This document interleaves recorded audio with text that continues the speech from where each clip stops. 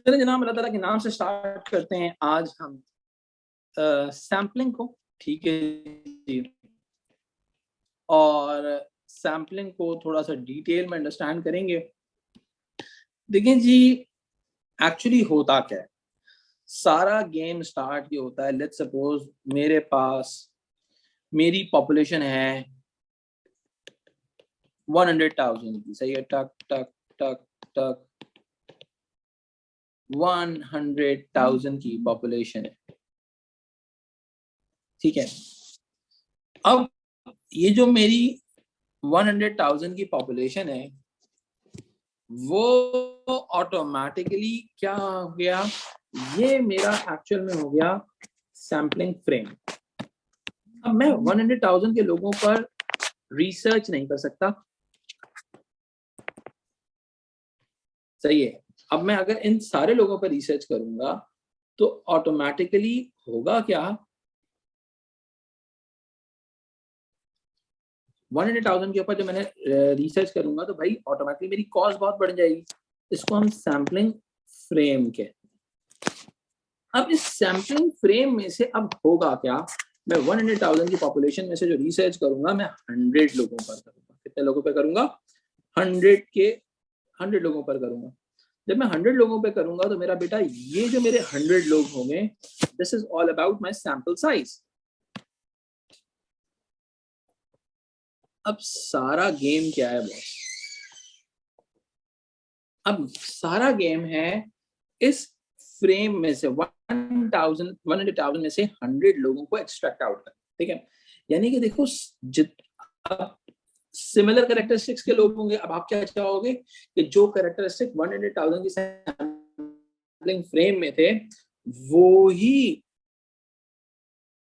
क्या नाम है, क्या है, लोग जेंडर हो, एथनिसिटी हो, डिफरेंशिएशन हो, वही तमाम एलिमेंट्स इनके अंदर होगा, वो किस तरीके से होगा, ठीक है।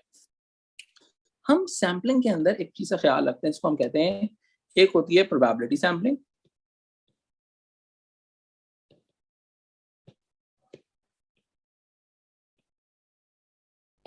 जिसके अंदर हम प्रोबेबिलिटी, चांस, यानी कि जिसमें आपके सैंपल साइज के हर बंदे के आने का चांस मौजूद है, ठीक है। सैंपल फ्रेम के हर बंदे के आने का चांस मौजूद होता है, ठीक है। और दूसरी होती है नॉन प्रोबेबिलिटी सैम्पलिंग, जो हम कन्वीनियंस के हिसाब से, सिचुएशन के हिसाब से कंडक्ट करते हैं, ठीक है। याद रखिएगा, जब हम प्रोबेबिलिटी सैम्पलिंग और नॉन प्रोबेबिलिटी सैम्पलिंग की बात करते हैं तो इसमें जो सबसे पहला डिफरेंस है वो है चांसेस का।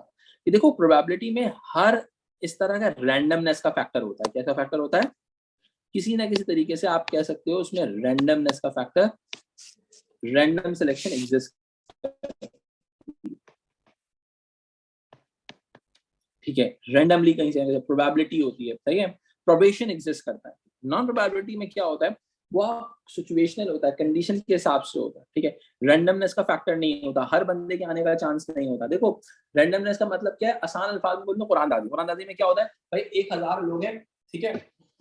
आप 1,000 लोगों में से चाह क्या रहे हो, आप बहुत ही सिंपल चीज चाह रहे हो, आप 1,000 लोगों में से ऐसे मेथोडोलॉजी को फॉलो करना चाहते हो कि 1,000 में से हर किसी का चांस हो कि उसको हम सैंपल साइज में सेलेक्ट कर सकें, ठीक हो गया। यहां तक कोई सवाल आप लोगों के जहन में तो मुझसे पूछ सकते हैं प्लीज।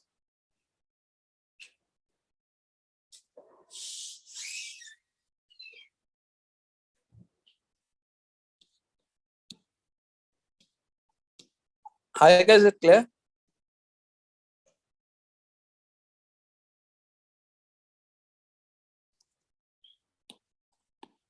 अच्छा, अब मैं इस मामले को थोड़ा सा और आगे लेके चलता हूं। अब सबसे पहले मुझे क्या करना है, मुझे पब्लिक सैम्पलिंग टाइप्स को करना है। अब प्रोबेबिलिटी सैम्पलिंग की जब मैं टाइप्स को डिस्कस करूंगा तो ऑटोमेटिकली क्या होगा भाई, समझ गए थे, कहीं ना कहीं अब हमारे पास, मैंने क्या कहा, रैंडमनेस का फैक्टर है। तो हमारी सारी जो टाइप्स हैं वो क्या है, उनमें एक चीज कॉमन है कि they all are having the probability factor. Probation का फैक्टर होगा कि कोई भी बंदा, ठीक है। देखिए यार, जब बात करते तो पहली चीज हमारे पास आती है रैंडम बम्बे, जो मैं करो रैंडम सैम्पलिंग। अब मैंने से 100 लोग निकालने हैं, तो मैंने किया वो सारी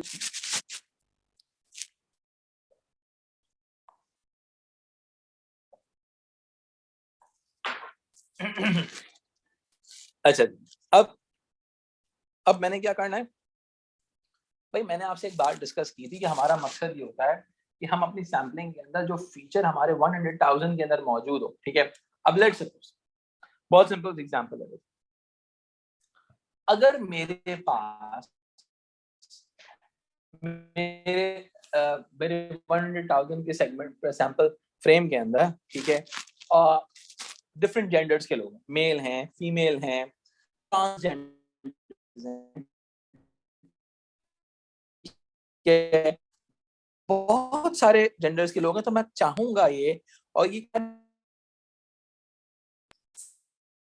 तरफ आऊं तो ऑटोमेटिक हो कि जो फीचर 100,000 यानी कि सैंपल फ्रेम में था, वही फीचर सैंपल साइज में भी होना चाहिए। ऐसा ही है, हम क्या करते हैं, इसके अंदर डेटा को डिवाइड करते हैं, सही है। इस चीज को हम कहते हैं स्ट्रैटिफाइड सैंपलिंग।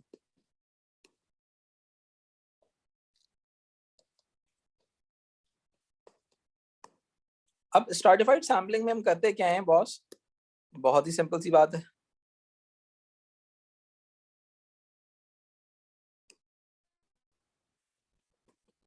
स्ट्रैटिफाइड सैंपलिंग का मतलब क्या है, आपने डिवीजन क्रिएट की, सही है। अब नॉर्मली हम डिवीजन किस बेसिस पे क्रिएट कर सकते हैं, अब क्या है, डिवीजन क्रिएट की है, और उस डिवीजन को क्रिएट करने के बाद हम रैंडमली सेलेक्ट करेंगे।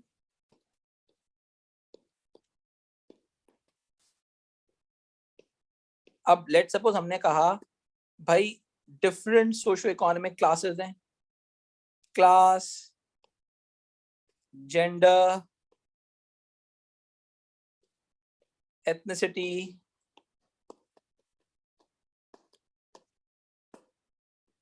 एज, ये सारे फैक्टर्स मौजूद हैं, ठीक है। ये जब सारे फैक्टर्स आपके पास मौजूद हैं, कि इतने सारे फैक्टर्स की बेसिस पे ऊपर क्या हो रहा है, आपने डिवाइड कर दिया, आपने कहा भाई मेरे सैंपल साइज के अंदर, मैंने कहा सिंपल सी बात है, 50% फीमेल्स थी, सही है, 40% मेल्स थे, 10% other genders.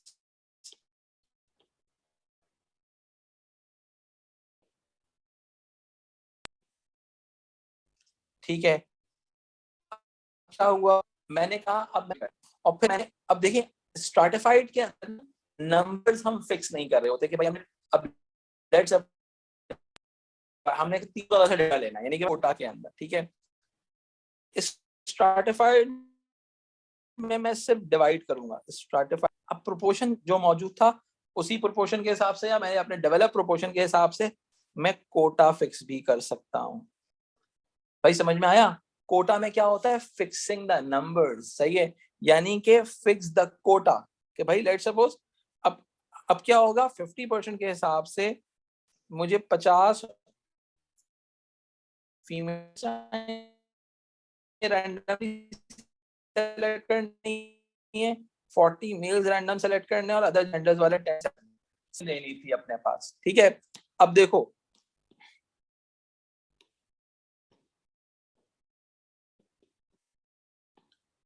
Kota sampling,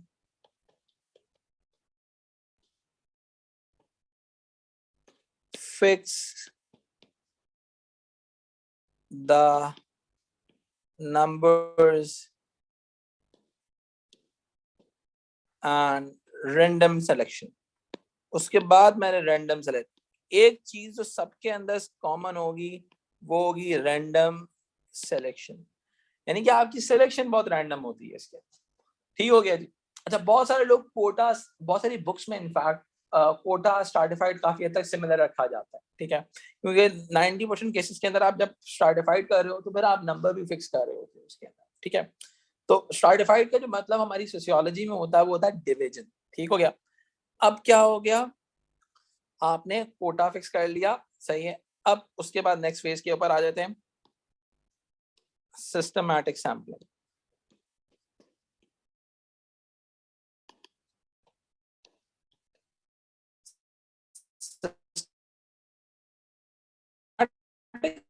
sampling का सीन क्या है बॉस? सिस्टमैटिक सैम्पलिंग मतलब होता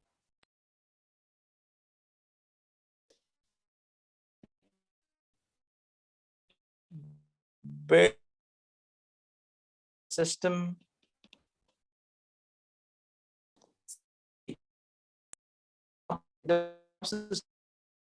मतलब क्या है, एग्जाम्पल आप, ठीक है, अब मैं कर सकता हूँ, मैं कहूँ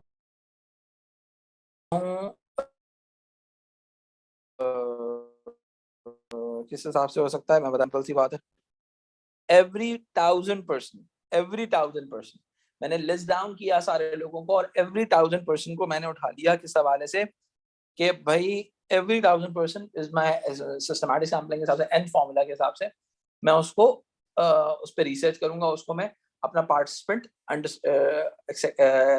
के तौर पे लूंगा या रिस्पोंडेंट के तौर पे लूंगा उसको, ठीक हो गया जी।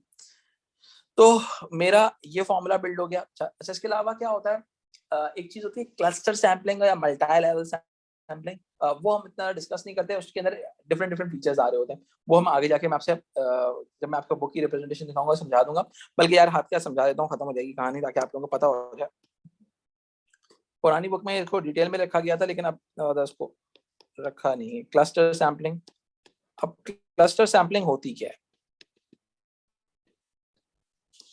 ये होती है multi level random sampling, multi level random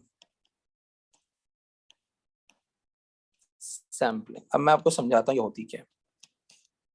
यानी कि आप मल्टीपल स्टेजेस के ऊपर रैंडम सैम्पलिंग कर रहे हो, ठीक है। लेट सपोज मेरी ये 1000 की जो पॉपुलेशन थी, सही है, ये जो 1000 की पॉपुलेशन थी ये थी पूरा पाकिस्तान में, लेट सपोज, ठीक है। मेरा पूरा सैंपल फ्रेम पूरे पाकिस्तान पर बेस करता है, ठीक है। तो मैंने रैंडम फीचर सेलेक्ट करना है। पहला लेवल मेरा ये है कि मैं सबसे पहले रैंडमली सिटी सेलेक्ट करूंगा। सिटी आया कराची, ठीक है। चलो यार एक और तफरी करते हैं इसके अंदर, मैं तुम्हें और उसको डिटेल और समझाते हैं और मजे से समझाते हैं। भाई सीन क्या हुआ, हम क्या कर रहे हैं, मल्टी लेवल सैम्पलिंग कर रहे हैं, मल्टी लेवल सैम्पलिंग,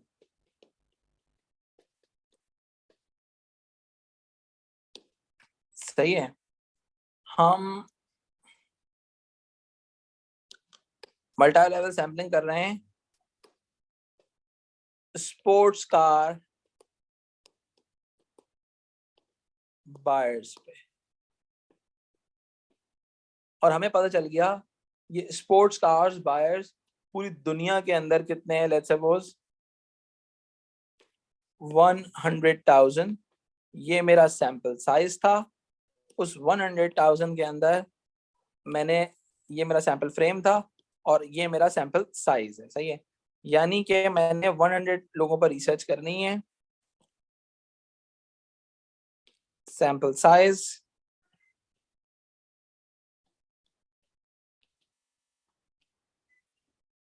ये है मेरा फ्रेम, ठीक हो गया जी। अब क्या है, मैंने एक पार्टिसिपेंट नंबर 1 निकालना है, सही है। और मैं चाह रहा हूँ प्रॉपर रैंडमनेस का फैक्टर होना चाहिए, एक अनबायस्ड एलिमेंट होना चाहिए कि कोई बायसनेस ना हो सैम्पलिंग के अंदर, क्योंकि सैम्पलिंग में बायसनेस हो जाएगी, गेम सारा ऑफ हो जाएगा, ठीक है। तो भाई सबसे पहले मैंने क्या किया, रैंडमली मैंने सेलेक्ट किया। अब इसको रीच आउट करना रिस्पोंडेंट से बड़ा मुश्किल होता है। भाई मैंने कहा लेट सपोज सारी कंट्रीज मैंने निकाल दी, सही है। पहले मैंने कंट्री सेलेक्ट करना है, ठीक है। अक्कड़ बक्कड़ बंदे, वो रैंडम, वही रैंडम वाला एलिमेंट रहा इसके अंदर, सही है। भाई हाय का समझ में आ रहा है? बिलाल साहब समझ में आ रहा है? कंट्री मैंने सेलेक्ट किया, अक्कड़ बकड़ बम्बे वो किया सारा सब कुछ करने के बाद, रैंडमनेस करने के बाद मेरा कंट्री निकला यूएई, यूनाइटेड अरब एमिरेट्स। सही है। अब कंट्री के बाद मैंने क्या करना था, उस कंट्री के अंदर अब let's suppose particular sports car buyers अलान में भी थे, क्या कहते हैं, शारजा में भी थे, अबू धाबी में भी थे, दुबई में भी थे, अक्कड़ बक्कड़ बम्बे वो कर रहे थे। हम सही है, हम सारे वो एलिमेंट हमने सारे सिटीज निकाले। सही, अब उस सिटी में से अब रैंडमली सेलेक्ट करना है सिटी, ताकि अनबायस रहे ना। सिटी दुबई, ठीक है। अब उस सिटी के अंदर मुख्तलिफ एरियाज के अंदर मुख्तलिफ बायर्स मौजूद थे, तो हम एक रैंडमनेस का फैक्टर निकालते हुए हम क्या करते हैं, area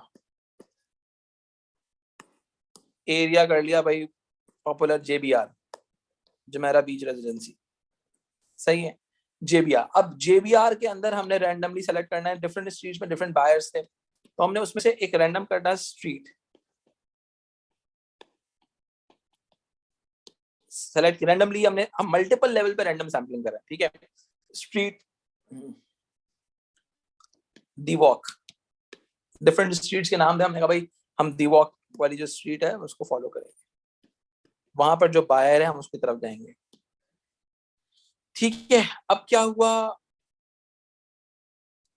random selection of individual. अब आखिर के अंदर भी हमने एक रैंडम, हमारे पास 3 बायर थे, उसमें से भी हमने एक रैंडमली सेलेक्ट किया, सिलेक्शन ऑफ इंडिविजुअल। अब हम क्या करेंगे, इसमें एडवांटेज क्या होगा, आप ये कर सकते हैं, आप बोले भाई ये सारे फीचर्स दोबारा सेकंड पर्सन में नहीं होने चाहिए।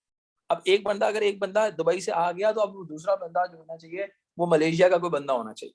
सही है, या एक या फिर शारजा का या अबू धाबी का बंदा होना चाहिए, दुबई का नहीं होना चाहिए। तो सिमिलर फीचर्स के लोग रिपीट नहीं होते एक सैंपल साइज में, मल्टी लेवल सैम्पलिंग का एडवांटेज ये होता है।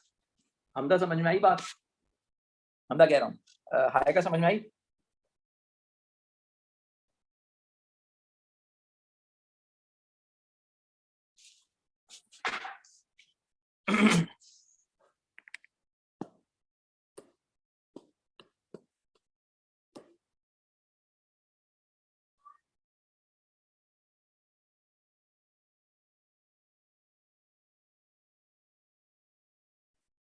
देखो किसी ना किसी लेवल के ऊपर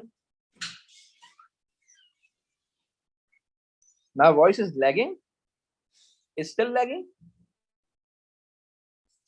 मेरी आवाज स्टिल लैग कर रही है।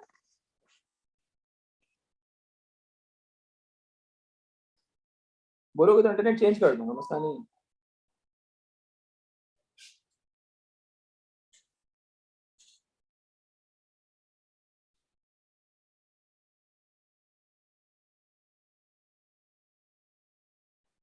चेंज कर दो। अच्छा जी, तो ये मल्टी लेवल सैम्पलिंग समझ में आया?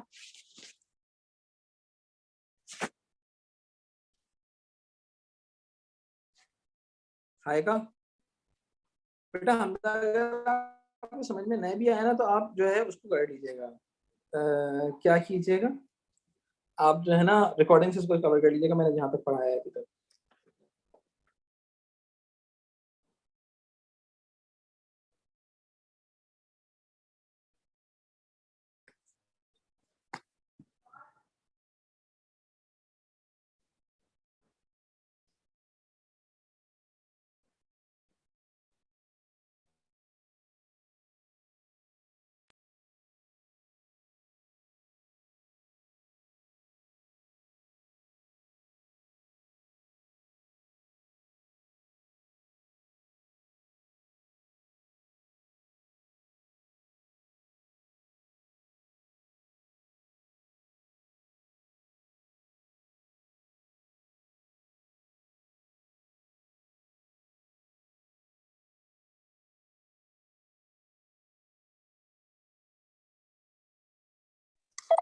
ओके गाइस, सो यहाँ तक क्लियर है सब कुछ? अच्छा अब आ जाओ। अब हम बात करते हैं, let's talk about the non probability sampling, जिसके अंदर हमारा कन्वीनियंस का फैक्टर बहुत ज्यादा है। हम सिचुएशन के हिसाब से चीजों को प्लान आउट कर रहे होते हैं। इसकी जो सबसे पॉपुलर फॉर्म होती है सैम्पलिंग की, that is all about snowball sampling. ठीक है जी, नॉन प्रोबेबिलिटी सैम्पलिंग। ठीक है जी। अब यार देखो, जो सबसे इंपॉर्टेंट एलिमेंट है ना प्रोबेबिलिटी सैम्पलिंग का, वो था अक्कड़ बक्कड़ बंदूक, मींस कि भाई रैंडमनेस का फैक्टर मौजूद है। क्या किसी में भी आ जाएगा। म्यूजिकल चेयर होती है ना, वो रैंडम फैक्टर एग्जिस्ट करती है इसमें, कि भाई कोई भी बैठ जाएगा, किसी के ऊपर भी तो भी आ जाएगी। सही है।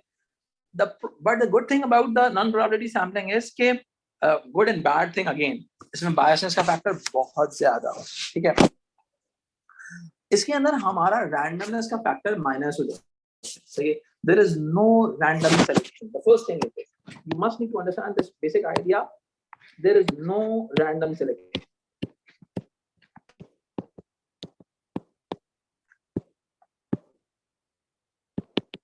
There is no random selection. सही है। Once we say कि यार there is no random selection, तो भाई आपका कन्वीनियंस का फैक्टर आया था। भाई बहुत सिंपल सी एग्जांपल देते हैं। तुम्हें मैंने एक रिसर्च करने को दी, तुम कैफेटेरिया में गए, जो सामने नजर आया उस पर रिसर्च कंडक्ट की और मुझे लाके दे दी, सर हो गया असाइनमेंट, ठीक हो गया। तो द थिंग इज दिस, इसके अंदर हमारी कन्वीनियंस या अपॉर्चुनिटी सैम्पलिंग भी आती है, कि जिस पे मौका मिला हमने रिसर्च की और कहानी खत्म हो गई। सेकंड एलिमेंट जो इसके अंदर होता है, जो सबसे पॉपुलर फॉर्म है, इस पे एग्जाम में सवाल भी आया हुआ, that is all about snowball sampling. Snowball sampling का मतलब क्या है? देखो बहुत सिंपल सी बात, जब हम कभी ऐसी रिसर्च कंडक्ट कर रहे होते हैं जिसके अंदर ओपन फैक्टर्स एग्जिस्ट नहीं करते, हमारे जर्नलिज्म के अंदर, ठीक है, कई मतलब ऐसा होता है आपने सोर्स के थ्रू सोर्स तक पहुंचना होता है, सोर्स के थ्रू सोर्स तक पहुंचना होता है। ठीक है। एक क्रिमिनल से मिलकर दूसरे क्रिमिनल तक पहुंचना होता है। ठीक है। और उस पर आप रिसर्च कंडक्ट करते हो। ठीक है। तो ऑटोमेटिकली होता है कि आपको अवेलेबल नहीं होता। जैसे मैं तुम्हें एग्जांपल देता हूँ, भाई एग्जांपल क्या है, real time case study share करता हूँ। भाई एक मर्तबा हमें टारगेट मिला, ठीक है, कि आपने किसी सुसाइड बॉम्बर को रीच आउट करना है, ठीक है, या किसी टेररिस्ट ऑर्गेनाइजेशन के किसी बंदे का इंटरव्यू करना है। ठीक है। तो अब हुआ क्या, डेफिनेट सी बात है, टेररिस्ट ऑर्गेनाइजेशन के लोग यहाँ पे रोड पे नहीं घूम रहे हैं बैठे बैठे कि मैंने उनको तक पहुंचूं, भाई आप पे रिसर्च करनी थी और वो मुझे एग्री भी कर दिया। ठीक है।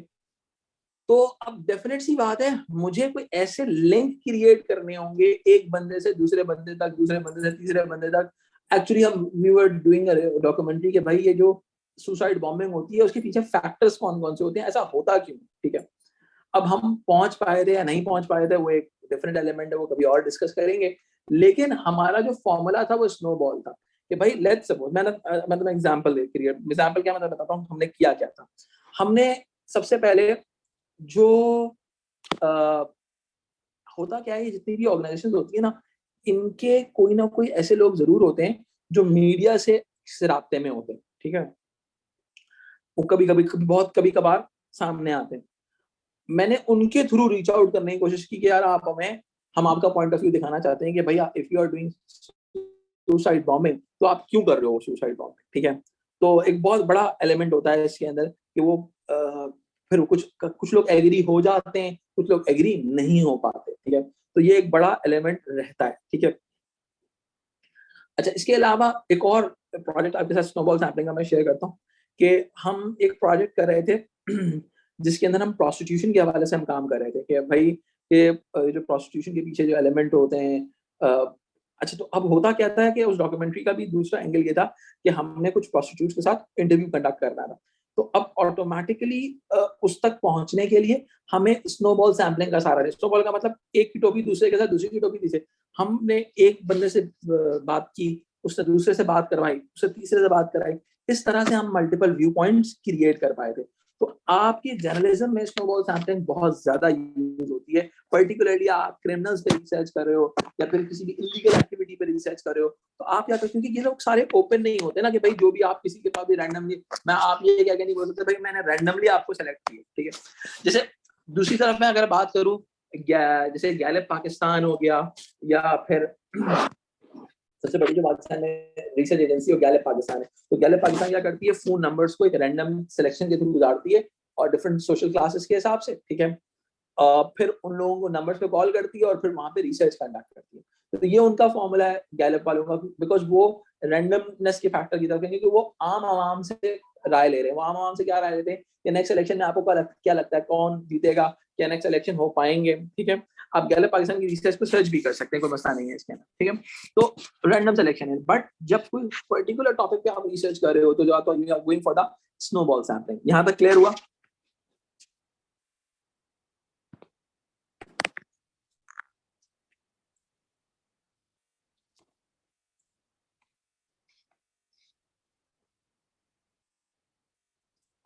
बिलाल भाई आपको एग्जाम्पल समझ में आई?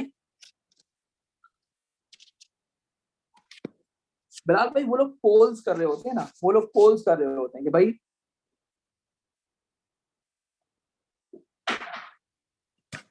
मैं आपको भी दिखाता हूँ, ये देखें।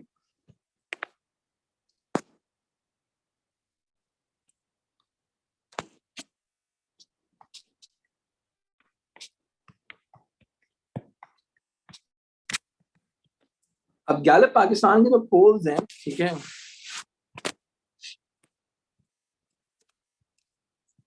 बहुत सारी रिसर्च एजेंसी हैं जो काम कर रही हैं। क्या रिजल्ट्स आ रहे हैं पोल्स के, जरा देख लेते हैं अवाम क्या कह रही है।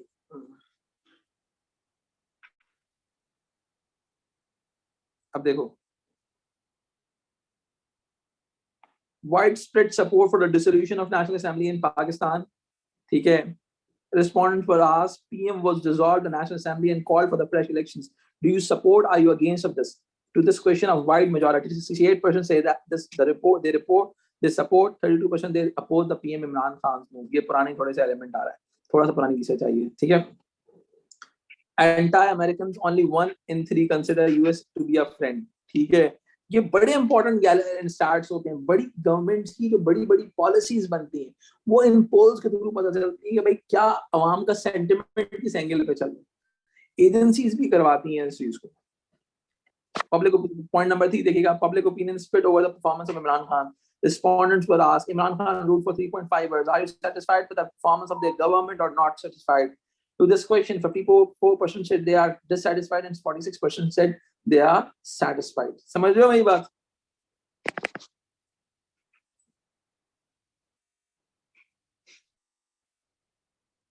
एग्जैक्टली पॉजिटिविस्ट उसको साइंटिफिक वे के अंदर लेके जाएंगे ना। अब ये साइंटिफिक वे है जिन्होंने हाइपोथेसिस फॉर्मुलेट कर लिया। अब उस हाइपोथेसिस को आपने रिपोर्ट कर दिया कि किस तरीके से आगे जाएगा वो। समझ रहे हो? इतना डिटेल में वैसे एग्जाम में पूछेगा नहीं, लेकिन मैं फिर सिर्फ सिखाने के लिए बता रहा हूँ। आना चाहिए, देखो चीज आनी चाहिए अच्छे से, एग्जाम होता रहेगा। अब मैं आपके सामने इसको बुक से खोल रहा हूँ। आएगा ऑल क्लियर बेटा?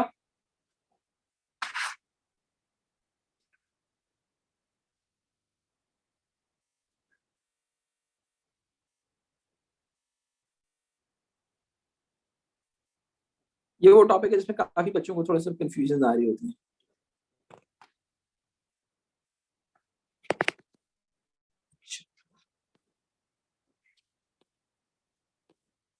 अच्छा, एग्जामिनर इसमें ना 4 मार्कर भी पूछ सकता है, ठीक है। और इस आर्गुमेंट को आप यूज कर सकते हो किसके अंदर, आप इस आर्गुमेंट को यूज कर सकते हो डिफरेंट एलिमेंट्स में, कि भाई बहुत सारी ऑडियंस होती है जो रीच अनरीचेबल होती है, तो आप स्नोबॉल बॉल सैम्पलिंग यूज करेंगे, तो आप उसके अंदर एज अ सपोर्ट मटेरियल भी इसको यूज करेंगे, ठीक है।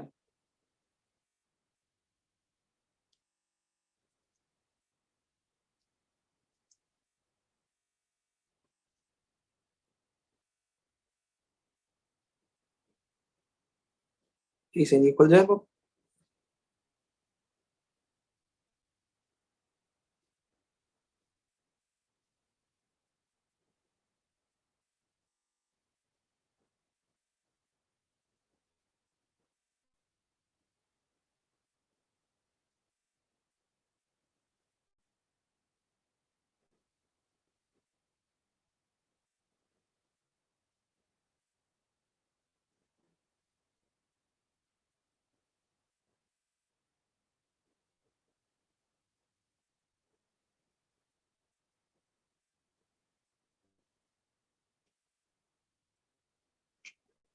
इसी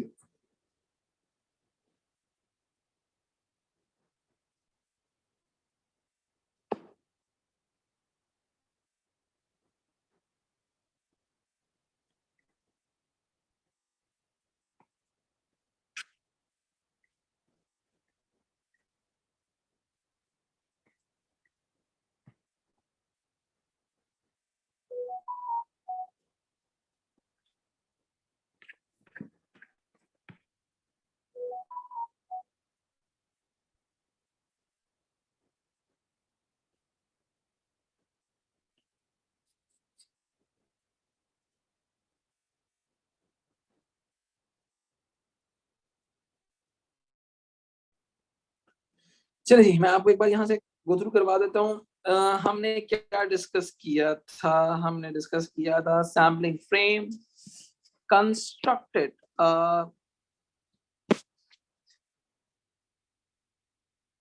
representative sample often requires sampling frame. This is the list of everyone in a target population जो मैंने आपसे डिस्कस किया, such as voting electorals और school register. ठीक है, अब क्या होता है, जब तक आप टारगेट पॉपुलेशन को आइडेंटिफाई नहीं करेंगे, आप रिसर्च कंडक्ट नहीं कर सकते। कॉन्टैक्ट पीपल को पता होना चाहिए भाई कॉन्टैक्ट पीपल क्या है। ठीक है, देखो सैम्पलिंग फ्रेम जो होता है कि रिसर्चर जो है वो ऑटोमेटिकली एक्सेस नहीं करेगा। ठीक है, बहुत सारी चीजें लीगैलिटी होती है, नेम्स को लॉ रिवील नहीं करना चाहता, कॉन्फिडेंशियलिटी का प्रॉब्लम आ जाता है। इट मींस कि भाई बहुत सारे बिजनेसेस डिनाई कर देते हैं कि भाई हम अपने ऑडियंस की इंफॉर्मेशन नहीं देंगे। प्राइवेसी का प्रॉब्लम आ जाता है कि आपके लिए सैम्पलिंग फ्रेम बनाना डिफिकल्ट हो जाता है। तो सबसे पहले हमने रैंडम सैम्पलिंग की बात की। रैंडम सिलेक्शन ऑफ नंबर्स होता है, नेम्स होता है और रिप्रेजेंटेटिव सैंपल, यानी कि एक अच्छा नॉर्मल सैंपल आपको सामने आ जाता है। लेकिन इसका जो सबसे बड़ा ड्रॉबैक होता है कि सिमिलर फीचर्स के बहुत सारे लोग आ सकते हैं इसके अंदर। ठीक है, अब लेट्स सपोज फास्ट मुस्तफा के तुम शो के अंदर गए, तुम्हारा रैंडमली नाम सेलेक्ट किया जाने लगा गेम खेलने के लिए, हो सकता है 2 नाम तुम्हारी फैमिली के 2 लोगों के आ जाए। सही है, चांसेस थोड़े से कम है लेकिन फिर भी पॉसिबिलिटी तो है ना। अगर आपने लेकिन सिस्टमैटिक सैम्पलिंग बना ली तो आपने कहा भाई हमने ticket number every ticket 10th number को हमने फॉलो करना है। ठीक है, variation of simple random sampling. ठीक है, टारगेट पॉपुलेशन जब बहुत लार्ज होगी तो आपने, मैंने जैसे आपको बताया कि 25% ऑफ सैंपल को हमने टारगेट करना है, जिसमें मैंने आपको 100 को टारगेट करना सिखाया था। ठीक है, स्ट्रैटिफाइड में क्या होता है, divided random samples can be used for many research situations. ठीक है, अब टारगेट पॉपुलेशन को आपने डिवाइड कर दिया स्मॉल ग्रुप्स के अंदर और उसमें से आपने सिलेक्शन कर ली, तो उसको हम आगे जाके स्ट्रैटिफाइड कोटा सैम्पलिंग का भी नाम देते हैं। ठीक है, जो मैंने आपको समझाया था। स्ट्रैटिफाइड में क्या होता है, सिर्फ आपने डिवाइड कर लिया, कोटा के अंदर आपने क्या किया, फिक्सिंग द नंबर्स। ठीक है,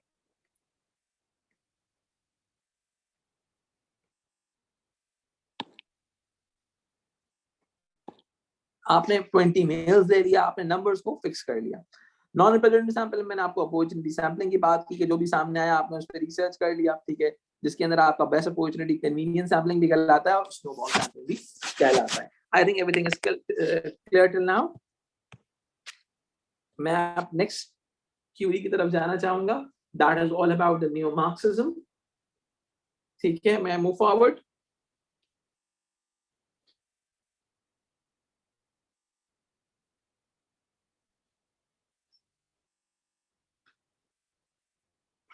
अच्छा, हम तो आपकी भी कोई पर्टिकुलर क्यूरी है तो आप उससे डिस्कस करें।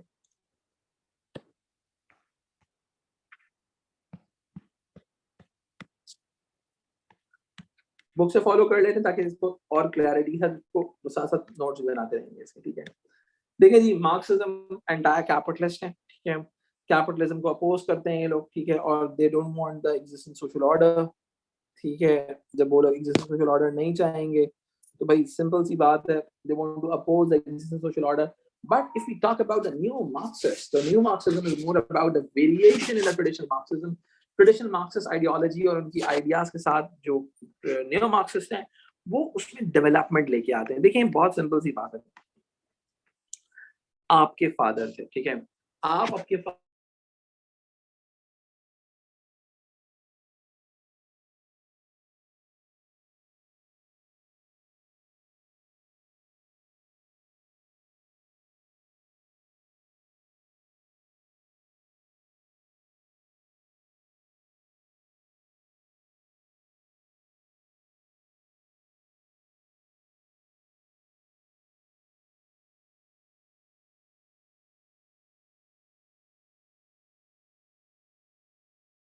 शायद आप डिसएग्री